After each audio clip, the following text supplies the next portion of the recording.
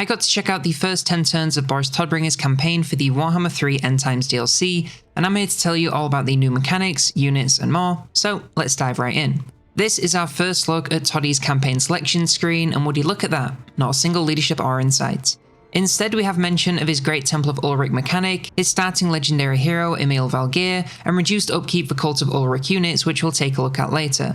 For his Lord effects, he has an increased recruit rank for cult units, bonuses to his entire army when attacking, and a look at his Eye for an Eye ability, giving him a huge damage boost and the ability to blind his enemies to level the playing field. After we've loaded in, we get a pretty cool cutscene telling us that Bozza is going on the offensive after far too long of merely surviving the numerous threats surrounding his home. The Empire is fraught with peril. Of its frontiers, none are as grim as the Drac-walled forest. Boris Todbringer, Elector Count of Middenheim, takes to its dread as warrior and warden. Preyed upon for generations, his kin have dared only to endure.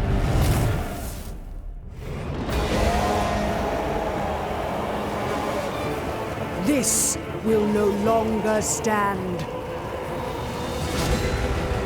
The tide of chaos will be met head-on, with blade and fervor.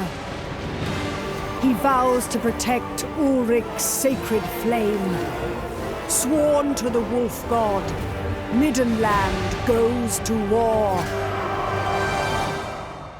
After this, we get a flyover with some commentary on what everyone is up to in the area, including allies and enemies. Dominating the heart of the old world is Order's covenant against the hungering dark, the Empire of Men.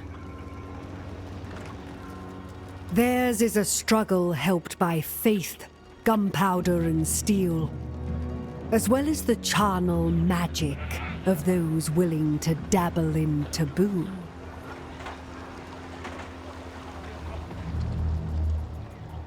For this land is not short of evils. In accursed Sylvania, the vampire count plans his designs for the imperial throne by the terror of his dark magic and shambling undead hosts. Other dangers lurk to the north, where greater hardships breed even hardier men of the wolf and winter, and the fury of Boris Todbringer simmers in hatred for the beastmen he vows to break.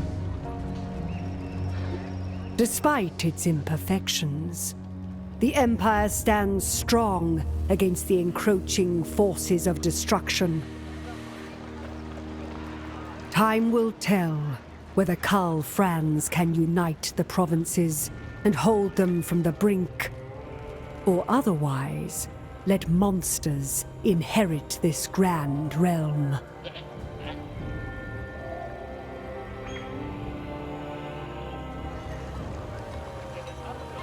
Against the hordes from the north and the monsters of the Drac-Wolds, Middenheim stand! Now we're in the campaign, but just bear in mind that, as I said, this demo build only goes to turn 10, so I won't be able to show you everything. The first thing you're going to notice is the new currency at the top of the screen. Oh, how CA loves a custom currency. This is further, and it's earned primarily through battling against enemies of the Empire and executing captives post-battle. You can then spend this further in the Grand Temple of Ulric. From here you have 6 choices for upgrading, and each of these choices has 4 tiers to work through, naturally increasing in cost the higher the tier. As for your options and what each one provides, well, the High Altar of Ulric focuses on improving the growth of your empire with bonuses to control, tax income, and construction cost reduction. You now gain further when constructing new main settlement buildings and by attacking others, and against high further targets your armies gain Unbreakable to give you an edge against major threats. You can also gain access to Festival Dilemmas, which offer you a choice of bonuses every few turns. Pilgrim's Retreat is focused on mobility and diplomacy, giving you bonuses to relations with the Empire, extra income from trade, buffs to alliances, and extra movement range post-battle victory. You also gain the first of 4 rights, the Stride of the White Wolf. This initially grants a 50% replenishment to movement range at the cost of vigor, but can eventually be upgraded to fully replenishing movement range with no downside. Statue of the White Wolf is focused on offense with bonuses to leadership, charge bonus when attacking, alongside access to an extra capacity for cult units, frenzy for all armies battling high further targets, and another right. This one starts off enabling stalking stance for all armies, granting visibility of enemies in forests and guaranteed success in all ambushes, which is already kinda crazy but only for a single turn. When upgraded, the effects now last for 2 turns. Reliquate of Fangs focuses on army health with buffs to replenishment, recruitment, ward save and further refund for cult units along with regular ancillary income. You also gain access to a right to increase army melee damage output, and this can be upgraded to have double the duration. Hall of the Eternal Flame has a range of army buffs such as Bones Attack and Resistance for armies in the same region as cult buildings, foreign replenishment for cult units, extra XP and reduced prayer cooldown for Priests of Ulric, and lastly some further income from cult buildings. Lastly, Tutejim Bastion, which focuses on defense with buffs to armor and defense while in a defensive battle, extra defensive supplies in sieges, and access, capacity, and reduced upkeep for certain cult units. We also have one final right, and this one grants cult reinforcement units to a target army and can be upgraded to grant more units. Upgrading any of these buildings will fill up the bar along the bottom and carry the flame to higher tiers. Every 6 upgrades you gain bonuses, and you're looking at cost and cooldown reduction for rights, extra recruit rank and faster replenishment for cult units. Once you secure your starting province, you get this sweet reference to an underrated Star Wars classic. You also get this big block of text, but don't worry, I'll give you the spark notes. This is letting you know that the Dracwall threat mechanic is now enabled, and this is essentially a level indicating the chances of a Beastman attack. This increases over time but can be decreased by battling the Beastman incursions. This also ties into the Cult of Ulric, as you'll need to improve the Sacred Flame to unlock a final confrontation with Khazrak to end the threat for good. When one of these attacks happen, you'll receive an event pop-up giving you a choice of how to react. Whilst I'm sure this varies, my choices were pay gold for some temporary bonuses, suffer temporary penalties, or hunting down the Beastman responsible. Picking this third option causes a Beastman army to spawn somewhere near your territory, and you'll need to hunt it down before it causes any more chaos. Doing this also comes with the added bonus of reducing the threat meter, so it can be worth your while if you have an army available for hunting. Lastly, Boris has a unique little section of the skill tree called Elect to Counter Midland. You have just the 4 techs to upgrade army mobility, Chosen of Ulric recruitment, siege defense, and Cult of Ulric buildings. It's pretty basic, but hey, at least got something new. Lastly, we have a bunch of new units coming, and whilst I can't show you all of them in detail today, we can at least take a look at everything's basic stat cards and start making some assumptions for how they will be used in battles. I'll of course have a full breakdown of everything in greater detail once the DLC is actually out, so subscribe if you want to see that. First up, we of course have Boris Todbringer. In his base form, Boris is a fairly standard battling lord with decent all-round stats, but not the most armor-piercing damage. He'll do great versus early game threats, but will start to struggle against high armor. For his mounts, he has a Barded Warhorse. This grants him more speed, charge bonus and armor, but his own struggles against armor will remain the same. The Imperial Pegasus grants him flight, so much more speed but the same armor struggles. And the Imperial Griffin, which is a little bit slower than the Pegasus but has a lot more armor piercing. Does drop some melee stats, so charging is the best, but will still clean house as long as he isn't totally surrounded. Boris's unique skill line allows him to upgrade the Eye for an Eye ability to boost his power by even more, alongside plenty of buffs for cult units, melee troops and local military growth. For the final skill, he gains an ability, which grants him hefty survivability bonuses when nearby to enemy lords, along with Unbreakable.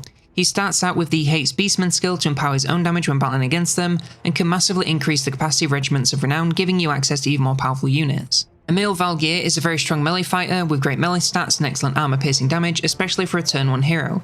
On top of this, he has access to a few abilities right out the gate to aid allies in combat. His Banded Warhorse is a similar story to Bozza, but already has armor piercing, so it's just a speedy damage demon. Looking at his hero actions, and this lad is an army hero all the way. He's a legendary battle priest, so his melee line has a couple of powerful prayers, along with an entire line dedicated to unlocking and upgrading more. He also has a line to upgrade other battle priests in the faction, along with certain cult units, and even granting the entire army magical attacks. At the end of this line, he massively reduces the cooldown of battle prayers and gives him a passive granting all allies ward save whenever he casts a prayer. The Priests of Ulric are pretty much just weaker versions of Emil, so are still very powerful melee combatants with abilities to aid their allies. With the Barded Warhorse, once again, similar story to the others, so more speed and armor. Lastly, they have a fairly similar skill tree to Emil, but it's more limited in which prayers they can pick up, and has a weaker unique line focused on aiding allies in the army. Moving over to the regular units, first up the Warriors of Ulfric. These seem to be a decent early game anti-infantry option with a strong focus on attack over defense. They're pretty easy to take down in melee or from range, but can rack up quite a lot of value before they are.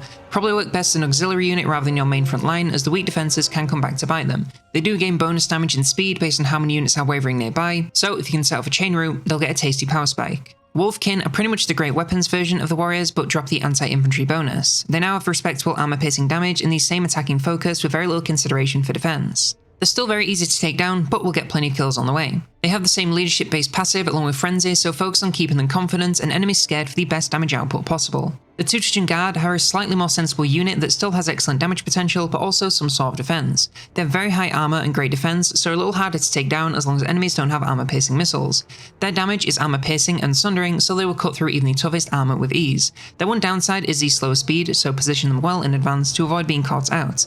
Lastly, they have the same leadership passive as the others, for some extra damage and speed. Knights of the White Wolf are a fairly strong mid-game cav unit with decent armor-piercing damage and okay melee stats, but not the best. They also have fairly low charge bonus, so I would say they're best used versus unsuspecting enemies in sustained combat. If you send them into melee one-on-one with something that can fight, they'll probably lose. Get them on the flank of the front lines, however, and they should do a little better. And lastly, they have the same passive as the others. The Hunting Hounds seem to be your average Warhounds unit, so extremely fast with low melee stats and damage that is just enough to melt weaker back lines. The real power of Warhounds, as always, is running down retreating units with their blazing speed, so as long as you get them doing this, you will literally eat enemies in seconds. Don't let them get into a fair fight and avoid letting them get picked apart by ranged, and they should do great. The Knights Panther are a heavier but still mid-game cav unit with decent stats for both charging and sustained combat. They're also very tanky with high armor, shields, and defense. Their damage is low lacking in the armor-piercing department, so backlines may be their best bet. Either that or using them to pin down key enemy targets and keep them there with their decent survivability. The Celestial Hurricanum seems very much like the War Compass from Cathay, so no real melee power to speak of, and instead wants to focus on making use of those bound spells.